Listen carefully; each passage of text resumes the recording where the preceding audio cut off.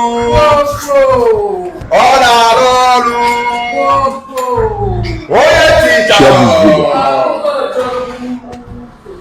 my fellow people, my people. I greet you. I greet you. I greet you. I greet you. I greet you, my people. I greet you, my people. I greet you, my people. I greet you, my people. Both the Zionite in the house. I greet all of you. I greet all of you. Today is 9th, on the 9th of September 2025, Tuesday. Now there is an important announcement from Evangelist Godwin Nwazayo. A very important announcement. In case you are getting this announcement, please pass it to your neighbor.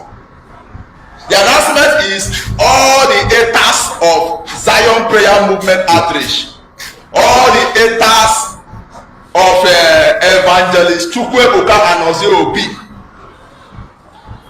You know, that Mr. Governor, is it Mr. Governor? Is it Ezobu or Ekwensu? No, Ekwensu will be better. Ekwensu will be better. Mr. Governor Ekwensu and his fellow colleague, haters of Zion Prayer Movement Outreach and Evangelist Ebuka Obi, tell them that you see, not they should not waste their tears. They should find buckets of water and put in their front, you know, so that as they are crying, the water will be dropping in that bucket. Because as for Zion Prayer Movement Outreach, we are unstoppable. Evangelist Ebuka Obi is unstoppable. All Zionites, we are unstoppable. 2025 is our year of keep flying higher like eagle. Can you catch a breeze? It's impossible now. Oh my Zion! It's impossible. Zion! Catch you, my people. Don't forget to come church today. Don't miss service. Today is Tuesday. Pregnant and awaiting mothers. Don't miss today's program. Don't miss it for anything. Don't miss it because of anything. Zion haters need to see your testimony. Don't miss it. Don't miss it. As you come, you will be blessed in the name of Jesus. This is Evangelist Godwin. The guy. Violence to the guy do too much. The guy I had that one. Nka iba na akponye nka anu nilonyosa. Anu nilonyosa. Nke yesoro ha. Nwoke no go do active. The guy no go do active. The guy actually go do in anybody, any breathing space. The guy no active everywhere.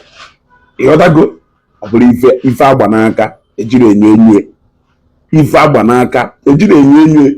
Onwa ajuju ni feel e choro ejue. Je na page ejue ya. Nwoke no go do active.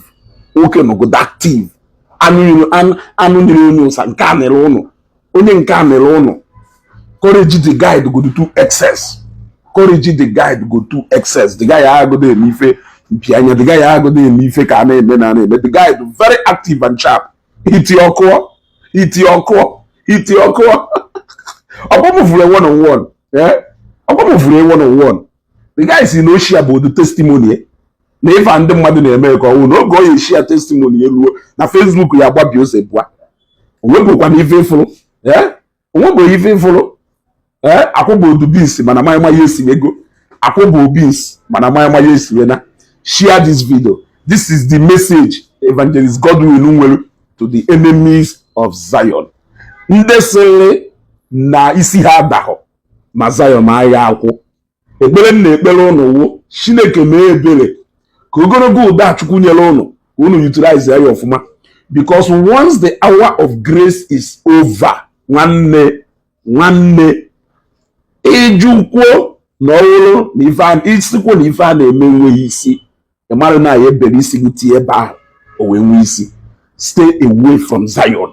For ndị na-asị m ezugo oge ọwụna ị na-ekwu okwu maka Zion ịpụta na defend. That is because I know the kind of evil people enwere.